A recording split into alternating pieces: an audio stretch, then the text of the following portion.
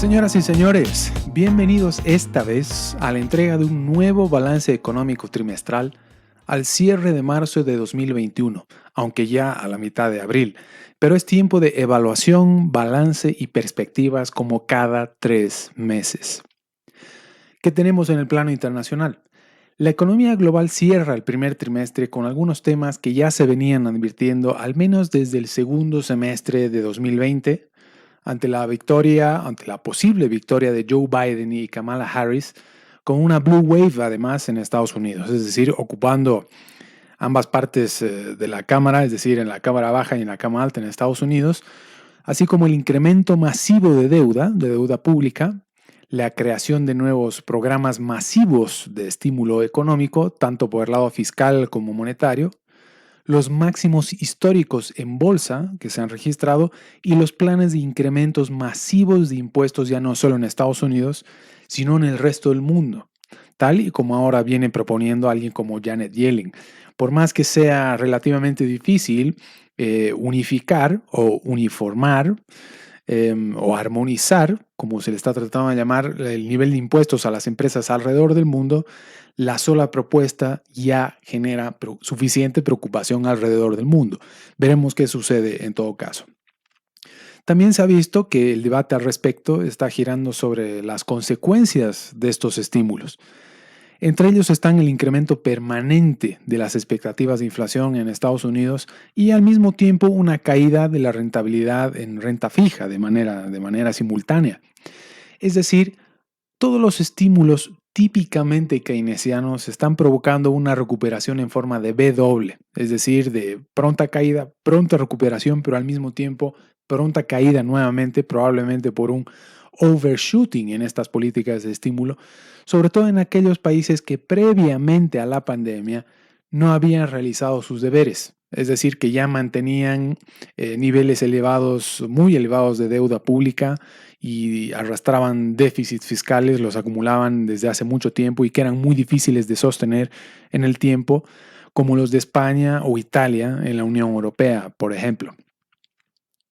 En todo caso, la recuperación es relativamente más sólida en un lugar como Estados Unidos, al menos a juzgar sobre todo por los datos de empleos y los máximos históricos en bolsa, comparativamente hablando con la Unión Europea o la eurozona.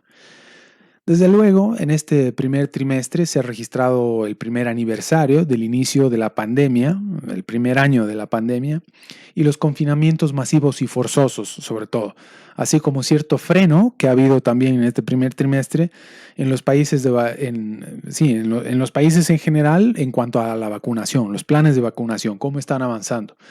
Ha habido fallas a lo largo y ancho de toda la economía global por la cadena de producción, la logística, la facilidad que podría o no haber para conseguir las vacunas y demás. De la misma forma, como parte de los debates, está la posibilidad de que una vez vacunados se les exija a los viajeros, a los viajantes, un pasaporte o un certificado digital ya no de PCR negativo o de antígeno negativo, sino de vacunación, es decir, una especie de pasaporte digital sobre si se hubiera uno vacunado o no. Y lógicamente un pasaporte que lo expide el gobierno de determinado país. ¿Cuáles son las perspectivas en todo caso? Como mencionaba más temprano, que la recuperación termine tomando finalmente forma de B doble. Pronta caída, pronta recuperación y al mismo tiempo, debido a problemas de overshooting en las políticas de estímulo, una pronta caída nuevamente. Es decir, ¿cuán pronto? Pues este mismo año, en 2021, ya no sé si en el segundo trimestre, pero quién sabe si el segundo semestre. Esas son las perspectivas. Se espera mucha inflación y en todo caso que ante la posibilidad de que los bancos centrales alrededor del mundo y sobre todo la Reserva Federal, ante semejantes estímulos, sobre todo monetarios, terminan generando una inflación o niveles de inflación que eventualmente podrían ser no fácilmente controlables. Entonces, podrían incluso retirar los estímulos antes de lo previsto, antes de lo que los propios bancos centrales podrían estar previendo. Entonces, en general es lo que está sucediendo. Si bien se observa apertura en las economías nuevamente, pues también se teme a consecuencias de estos estímulos en los niveles de precios y demás. Así que esas son básicamente las expectativas de que podamos caer en una recuperación en forma de B doble y más adelante seguir improvisando con mayores estímulos con todos los riesgos que eso implica. ¿Qué pasa en América Latina, en la región? En Brasil, Bolsonaro ha renovado gabinete, una cantidad enorme de miembros en su gabinete, y ha relevado la cúpula militar, sumamente interesante, digno de análisis, pero al mismo tiempo sufre la tercera ola del virus, como el país con mayor número de casos y fallecidos por coronavirus. Aunque se ha visto en los últimos días, principios del mes de abril, como han ido incrementando los casos y fallecidos también por coronavirus en la India, en países como la India. No debe ser nada fácil, en todo caso, bueno, hay mucha tela por cortar por ahí, pero eso es lo que está sucediendo. En todo caso, aún podría ser motivo de optimismo el hecho de que su ministro estrella, Paulo Guedes, aún sea parte del gobierno, aún sea parte de su gobierno. Eso quiere decir que, entre otras cosas, pues goza de la confianza del presidente. Y por tanto, todavía exista, mejor dicho, la posibilidad de que se implemente finalmente el proyecto de reforma de pensiones, al sistema de pensiones al estilo chileno, que hoy Chile, por cierto, se empeña lamentablemente en terminar, que sería realmente terrible. Ahora vamos a hablar de esto. Es definitivamente, hablando ya de Chile, uno de los países junto a Israel, el Reino Unido y Estados Unidos, que mejor lleva adelante los planes de vacunación y que por tanto más pronto podría ver la recuperación económica, una recuperación sólida en todo caso. De esta manera, Sebastián Piñera, sin lugar a dudas, ha demostrado ser un buen gerente antes que un buen presidente con auténticas convicciones liberales, como se habría pensado de él, al menos en su primer mandato.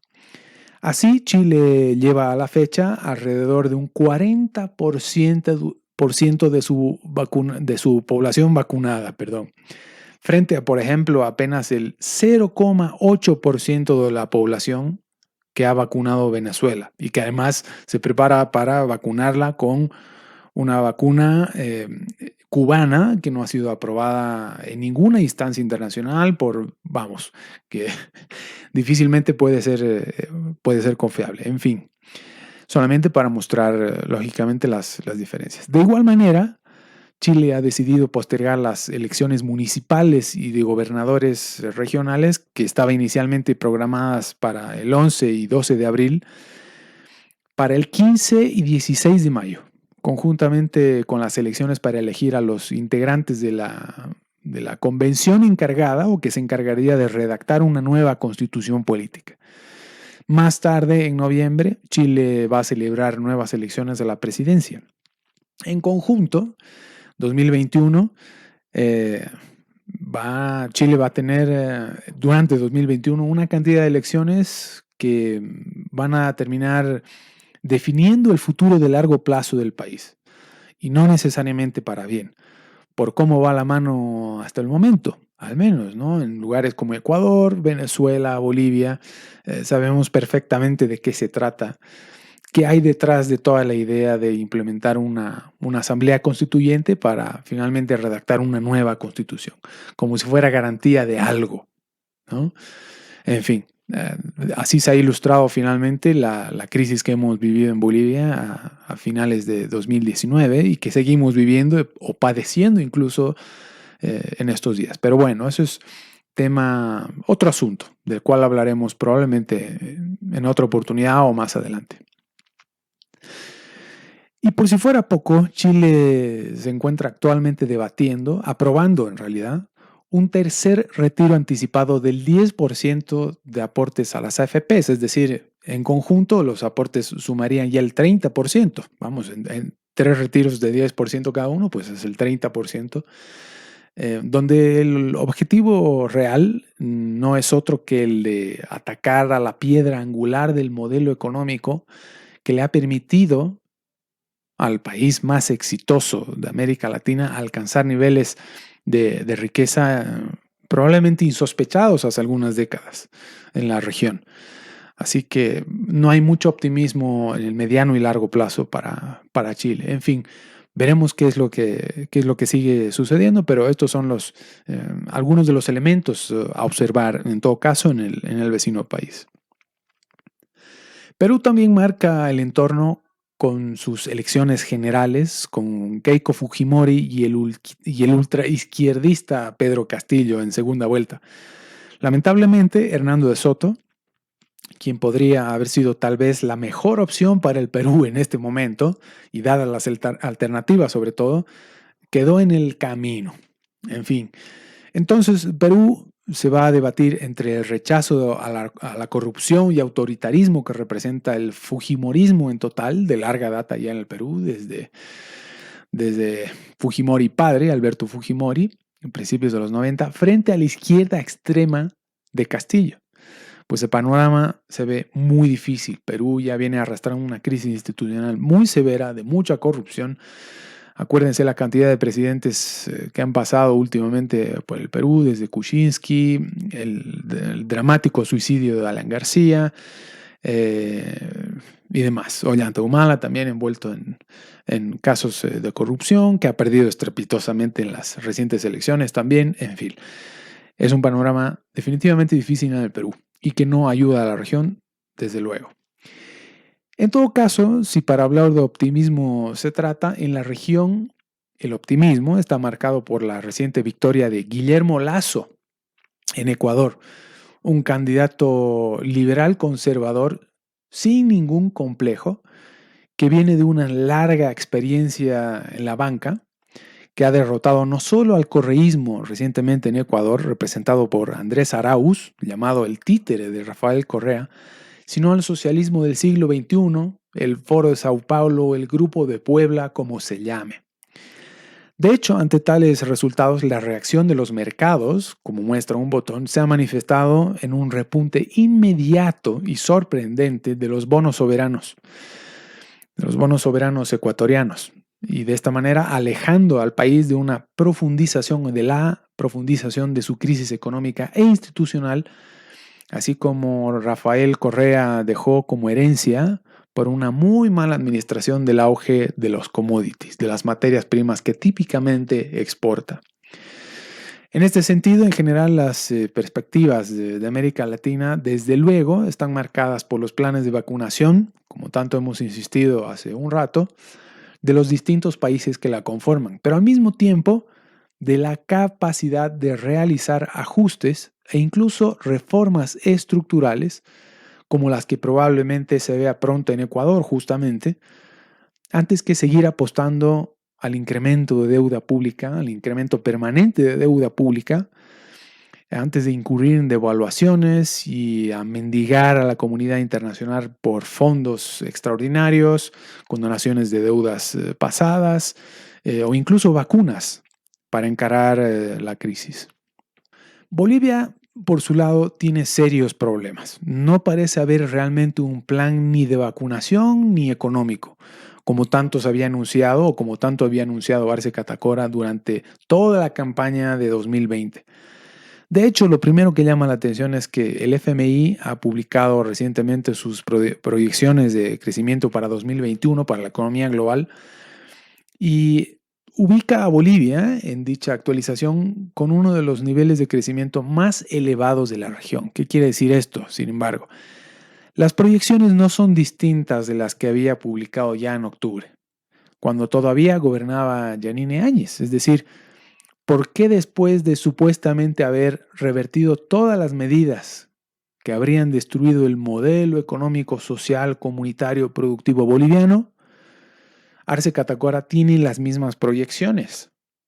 Más aún, en el programa fiscal financiero 2021, presentado exactamente el 18 de marzo, el gobierno de Arce presentó un proyecto, no presentó ningún proyecto, proyectó un crecimiento, mejor dicho, del 4,8% del Producto Interno Bruto, distanciándose mínimamente con el 4,2, 4,4% del Producto Interno Bruto, de crecimiento del Producto Interno Bruto que el gobierno de Áñez había proyectado en octubre de 2020. ¿Acaso no se observaría, como tanto se había dicho durante la campaña, durante todo 2020, una recuperación inmediata apenas Arce asumiera el gobierno?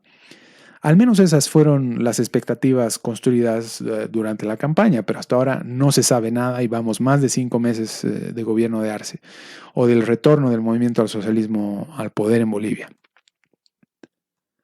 En todo caso, dichas proyecciones de crecimiento reflejan solamente un rebote estadístico, anecdótico.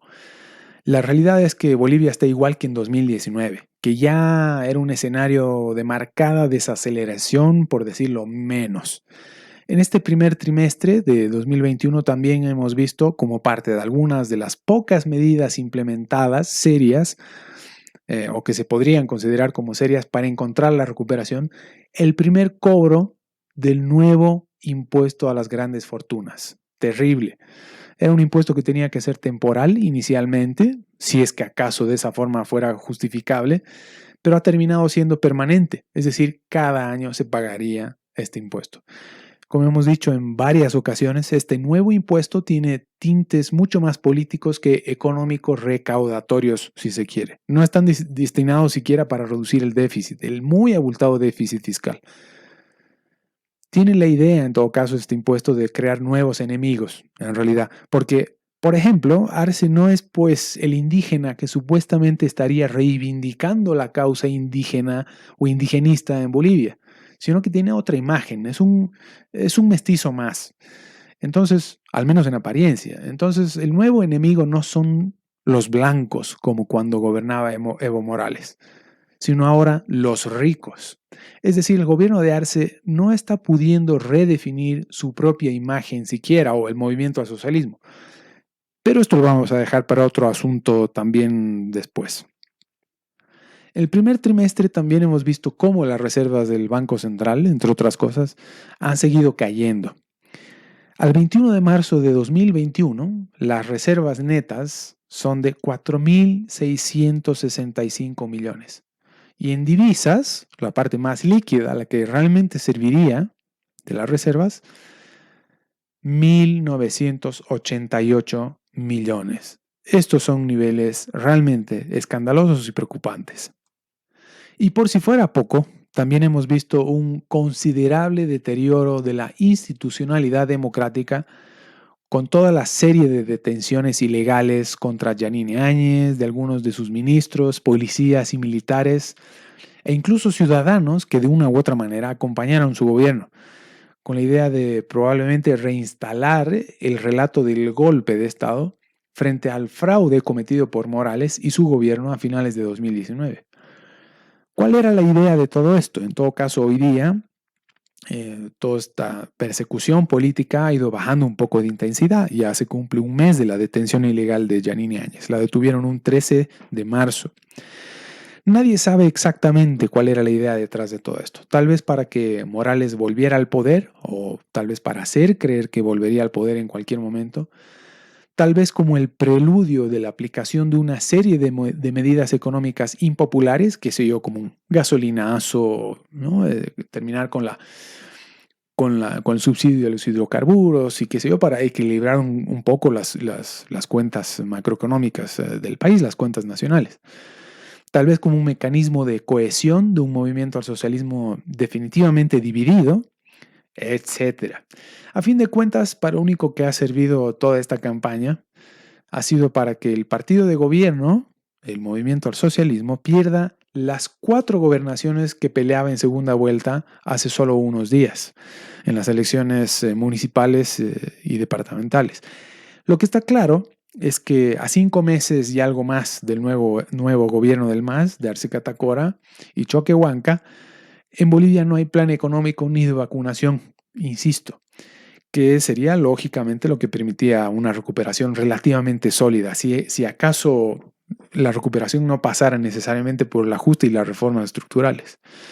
Bolivia es uno de los últimos países en capacidad de vacunación. Apenas ha vacunado al 2% de la población aproximadamente. Y no se sabe, no existen realmente expectativas respecto a cuándo exactamente llegarían las vacunas, cuáles serían las vacunas que llegarían, cuáles serían los planes de vacunación una vez que se las obtenga. Pero en fin, una vez que se obtengan las nuevas vacunas. En este escenario, con seguridad que el gobierno de Arce apostaba todo a una nueva emisión de bonos soberanos por 3.000 millones, es decir, aquellos que habían sido programados en el presupuesto general del Estado 2021 a fines del 2020. Se tendría que haber sabido algo de estos bonos, de esta nueva emisión, se tendría que haber tenido novedades al respecto ya a principios de este mes de abril. De acuerdo con los rumores, no han logrado colocarlos, por diversos factores probablemente.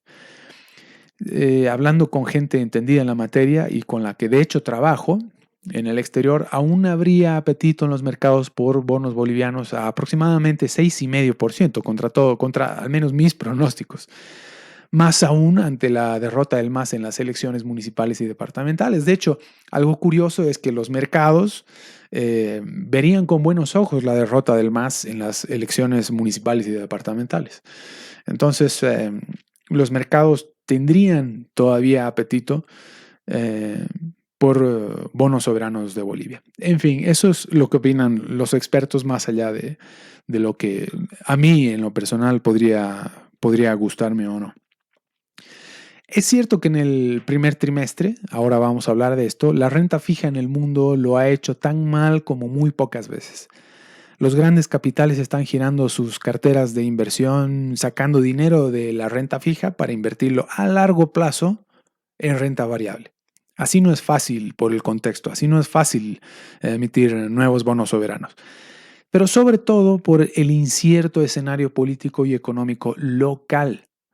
Si acaso no han podido colocar bonos realmente, si acaso no ha habido la nueva emisión y se ha rechazado y hay que reestructurarlos de nuevo y demás, el gobierno nacional ha ido acumulando méritos, ha ido haciendo méritos y acumulándolos para que así sea. De hecho, todo esto ha llevado a que la calificadora de riesgo internacional de Standard & Poor's haya ajustado sus proyecciones de crecimiento de la economía de Bolivia de estables a negativas, debido sobre todo a, como decíamos, la acumulación y ampliación y demás al crecimiento de los desequilibrios monetarios y fiscales, desequilibrios enteramente macroeconómicos que, insisto en decir, se advierten desde hace ya varios años, no solamente desde el gobierno de Yanine Áñez, ni con el supuesto golpe de Estado que habría habido en Bolivia a finales de 2019, ni con la pandemia, ni con los confinamientos y demás. Es decir, seguimos arrastrando los mismos problemas que empezamos a detectar y que advertimos ya al menos desde mediados de 2013. ¿Por qué es tan importante estar atentos a la nueva colocación de bonos y guardar cautela al respecto? Pues porque si no colocan los 3.000 millones, las reservas del Banco Central para enfrentar cualquier eventualidad financiera dejan de recuperarse en al menos aquellos 1.000 millones de dólares que se tenía proyectados hasta fin de año.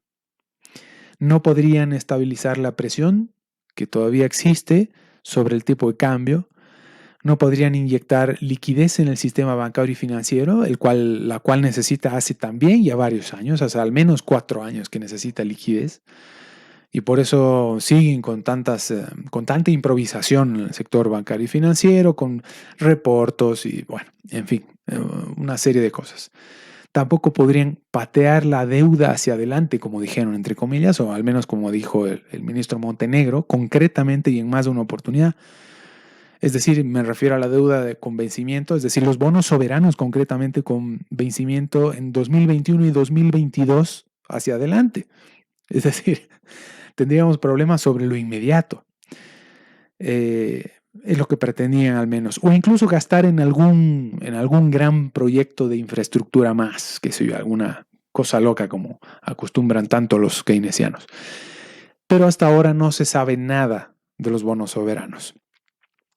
Insisto en decir que esto es mera especulación y que no tengo certezas sobre lo que estoy afirmando. Si no, se los contaría y sería toda una primicia, pero no es el objetivo en todo caso. pero es algo muy importante a considerar. Es decir, si hay algún elemento en corto plazo sobre el cual tener relativa cautela y expectativas y tratar de saber qué sucede respecto de la nueva emisión o colocación de bonos soberanos por 3.000 millones. Lo cierto es que en este país hay cero previsibilidad. No hay garantías para absolutamente nada. Es muy difícil encontrar elementos que justifiquen o que puedan justificar optimismo incluso para el corto plazo, ya no para el mediano o largo plazo. Aquí estamos hablando del corto plazo. Semana que pasa, las cifras macroeconómicas se van deteriorando, la incertidumbre vuelve a crecer como, qué sé yo, tal vez como en los momentos previos a las elecciones de octubre de 2020 o ante la caída, mejor dicho, la renuncia de Evo Morales a fines de 2019 y demás. Me atrevo a decir que podríamos ver nuevamente volatilidad en el sector bancario y financiero o inestabilidad social y política y demás, como la que vivimos en las fechas mencionadas.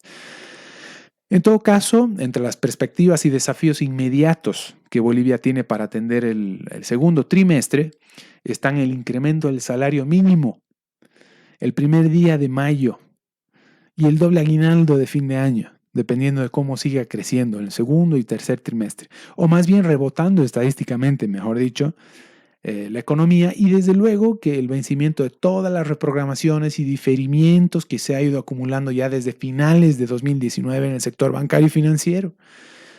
Veremos qué sucede, pero a mi muy humilde criterio, ahí está el kit de la cuestión. En el sector bancario y financiero, tipo de cambio, nivel de reservas del Banco Central y demás. No voy a abundar en la materia porque es mejor no hacerlo. En fin. Respecto de los mercados, el primer trimestre del año ha sido calificado por una buena cantidad de gestores como magnífico, para la renta variable sobre todo, a la vez que uno de los peores que se recuerda para la renta fija, como mencionábamos más temprano, sobre todo por las expectativas de inflación a raíz y consecuencia de los masivos estímulos monetarios, los más grandes que se ha visto en la historia del mundo mundial. La renta variable se está recuperando de la mejor manera gracias, entre otros aspectos, a que se observa una recuperación, aunque tal vez más sólida en Estados Unidos que en Europa, es decir, preferiblemente la renta variable americana o estadounidense frente a la europea o de la eurozona, gracias a los estímulos y sobre todo por la provisión de liquidez masiva por parte de los bancos centrales y el efecto de la vacunación masiva también que se va recortando, ¿no? Es decir, las cadenas de transmisión del coronavirus, del COVID-19, se van recortando gracias a la vacunación. No todo se debe desde luego a los estímulos, sino también a la institucionalidad y a toda la flexibilidad que todavía existe, al menos en Estados Unidos, la flexibilidad laboral concretamente me refiero, la facilidad para emprender y también para cerrar empresas y demás. Sobre todo frente a la Unión Europea. Dios mío, que la maraña de regulaciones y demás que existen ahí, pues es interminable. Es decir, la eurozona está quedando muy por detrás del resto de economías importantes que sostienen la economía global. Pero en fin. Por el lado de la renta fija, el trimestre ha sido muy malo debido fundamentalmente a que la recuperación y los estímulos van a venir acompañados de efectos secundarios adversos. Los estímulos, fundamentalmente monetarios, de los que hemos hablado antes, tarde o temprano van a traducirse en niveles más elevados de inflación que en el pasado. Y además estamos hablando de la inflación típica dentro del IPC o de la core inflation que llaman, o del índice de precios al consumidor. Porque, bueno, ustedes entenderán que para mí, en mi criterio, inflación no es solamente el incremento poco natural que se puede observar dentro del IPC, que es totalmente arbitrario, sino también fuera de él. Es decir, a lo que los economistas convencionales llaman auge. Bien podría ser fruto de la inflación también. Es decir, buena parte de toda la recuperación que estamos observando podría ser fruto también de los estímulos, sobre todo monetarios, pero también por las virtudes que tiene el sistema estadounidense, fundamentalmente. Y creo finalmente que se está convirtiendo realmente, aunque también con la China, del cual podemos hablar en otro lugar, en la locomotora de la recuperación de la economía global. En fin, en este primer trimestre hemos visto cosas como el ascenso de Bitcoin a más de $60,000. Ya ni me acuerdo cuánto está cotizando ahora, 64,000 y demás. Hemos visto cómo, justamente por eso, empresas como Tesla o Visa, que han invertido o han hecho anuncios de que pueden cobrar en Bitcoins, se han disparado en bolsa también. Hemos visto el absurdo, pero absurdo caso de GameStop y la quiebra o haber estado cerca de la quiebra del hedge fund de Melvin Capital. Hemos visto el bloqueo del canal de Suez y por si fuera poco con la caída de Archegos Capital Management. Han perdido 35,000 millones de capitalización, han desaparecido de las principales compañías tecnológicas chinas y del mundo del media americano, como Viacom. Estamos asistiendo de esta forma y por lo que hemos visto a una de las mayores quiebras de la historia reciente que está haciendo tambalear la cotización de empresas asiáticas tan interesantes como Tencent. Yo soy en particular un seguidor fiel de Tencent, me parece una gran, pero gran empresa. Y otras como Baidu también. Pero al mismo tiempo hemos visto cómo el oro, de manera impresionante, luego de haber tocado los 2,000 hace unos meses nada más de cotización, ha llegado al suelo, bueno, finalmente encontró suelo en los $1,700, ya ha recuperado afortunadamente, pero qué doloroso, por Dios. Es decir, ante las expectativas de inflación y demás y todo lo que viene sucediendo en el ámbito monetario a nivel global, ver el oro cotizar a 1,700 la onza es una locura absoluta, pero es absolutamente comprensible. Otro asunto interesante que ha significado motivo que ha llamado la atención ha sido el gran salto a la fama de Cathie Wood. Cathie Wood, gestora de ARK Invest. Otros la han criticado porque se habría subido al pico de la ola o en los máximos de la burbuja que habría en bolsa.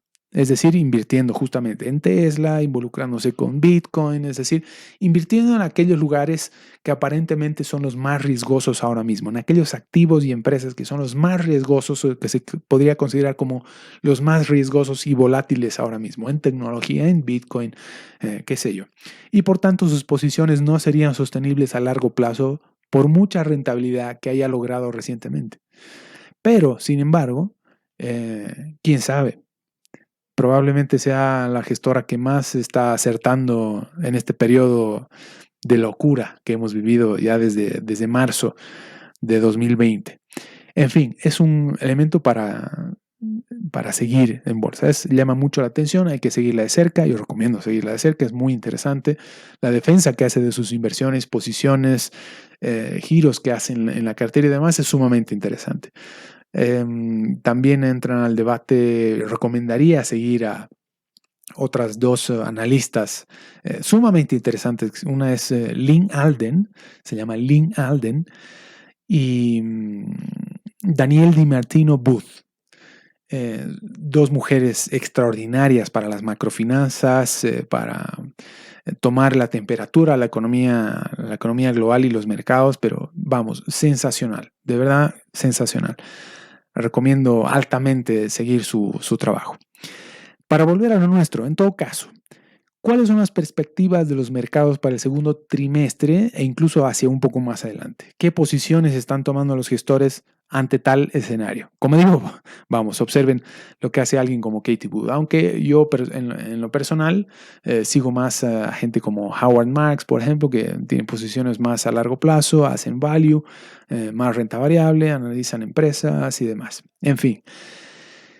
A pesar de la sorpresa que significa para quien escribe o para quien suscribe esta entrega, el hecho de que solo un 7% de los inversores crea que el mercado estadounidense se encuentra en una burbuja, los gestores están adoptando posiciones ante los dos mayores temores, que son la inflación y un posible retiro anticipado de los estímulos ante el brote de la inflación, justamente. Podría además no ser tan fácil de controlar, se están concentrando en ponerse largos en bolsa, están tomando posiciones en commodities y en activos cíclicos. Como ya mencionaba más temprano, observen lo que sucede con el oro. No olviden tener una posición en oro físico preferiblemente, no necesariamente para generar la mayor rentabilidad posible a corto plazo, sino como un seguro para su portafolio y para que no reviente ante la posible volatilidad que volvamos a ver un poco más adelante en los mercados este año, segundo, tercer trimestre.